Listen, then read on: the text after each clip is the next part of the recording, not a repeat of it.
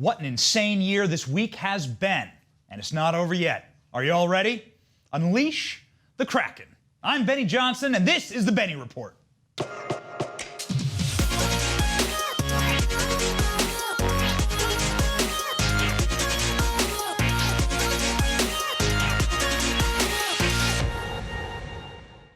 How do you keep your country alive? Seriously, how does a republic carry on, especially a republic like America? No matter what they tell you, keeping America, America is hard. Hard work. How do we survive hundreds of years of wars, slavery, depressions, upheaval?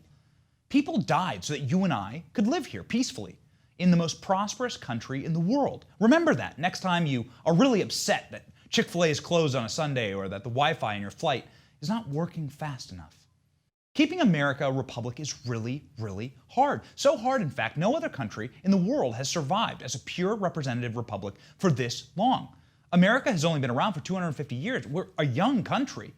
So how does America survive? The only thing that can bind a country as massive and as diverse as ours together is a shared set of values and institutions that preserve those values. But ask yourself, over the past few years, what has become of our shared institutions? Let's take Congress. Does anyone trust Congress? Here are the recent congressional approval ratings. You decide. How about our intelligence agencies? The FBI, our Justice Department. Here's the former director of the FBI on Tuesday. Remember, this is the man that the media claimed is the saint of impartiality as he presided over the FBI and refused to charge Hillary Clinton. They think you're all idiots. This is his deputy. He used a fake, fraudulent dossier to spy on and persecute innocent members of the Trump administration. Guess where he is now? Jail? No. No. He's a professor at Georgetown University. Do Americans trust our schools and academia? No, of course not. They despise them. Americans are pulling their children out of higher education so fast that College Post predicts that 20% of American universities will close up shop within the year. Does anyone trust our entertainment industry? Anyone out for a good Harvey Weinstein movie lately? Would you let your kids work at his company? Hollywood is burning. Box office revenues are in free fall. Professional sports?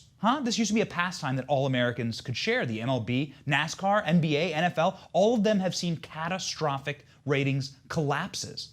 But truly, the 2020 election season has struck a death blow to our institutions, unlike anything we have ever seen. Does any reasonable person still trust the media? Ask yourself that. Of course not. They've cemented themselves as the sycophantic PR wing of the Democratic Party.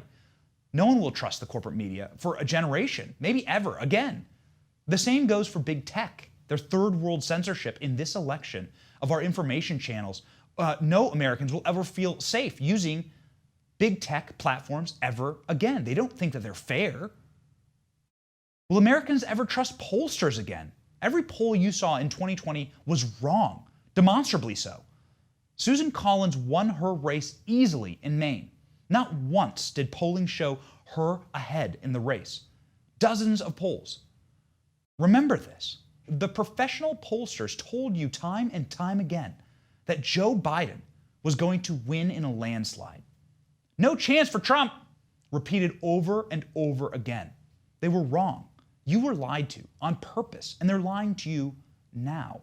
The very same leftists who poisoned the media, academia, the judiciary, the entertainment industry, sports are now desecrating the sanctity of your vote. Nothing is more sacred in a republic than the system of our selecting our leaders. It's where all power derives from. In a republic, we are the power, the people. On election night, you would have been forgiven for going to bed assuming that commanding Trump leads in key swing states would bring swift Trump victory in the morning. But of course, that was not to be so. Seemingly miraculous numbers of ballots began appearing in Democrat-run urban areas and swing states Biden needed to win. How convenient. In Detroit, Milwaukee, Philadelphia, tranches of ballots were found again and again. They often went 100% for Biden, a statistical impossibility. Unsecure, unofficial ballot harvesting of unverified mail-in ballots evaporated the president's lead in an instant. In Wisconsin, More people voted than were registered to vote statewide. How does that happen? Dead people voted by the dozens in Michigan. You can see it. In Philadelphia, GOP poll watchers were kicked out of a polling facility. In Detroit, windows of the facility were boarded up. You can see it here. 10,000 non-residents and even dead people voted in Nevada, the Trump campaign claims, as they file lawsuits across the country to stop the fraud.